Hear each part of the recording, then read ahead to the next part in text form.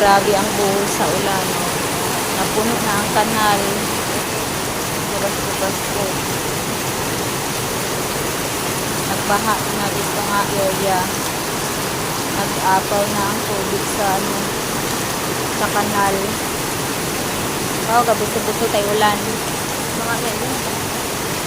Kagay na pag ang baha, di ba? Tapos ang hala si Angkol na gadali-dali sa dahay ng kuan yun, nagdinalon tay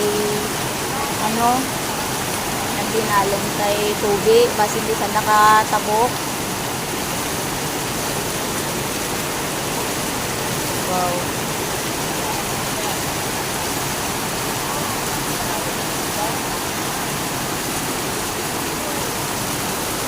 Napuno yun tay kanal. Puno yung tanang kanal.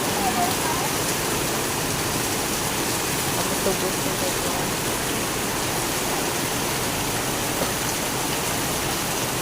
Basurahan to siguro ito nga bago. Nagranda. Ay, yung tao kong maungkat nito diyang ulan no, ay napuno yung tay kanal. Oh, medyo nagdalong-dalong yung ganito dito. Grabe tayo sa kung dito, baso-baso tayo tubig buto, no? Alin taon dito sa mga kwan.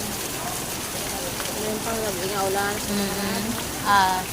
Amog kita dyan mabudlay, basta kwan. Hindi lang yan pagsakaon ka dyan, ato na kwan dito. Hindi lang yan pagsakaon na itong lugar dito.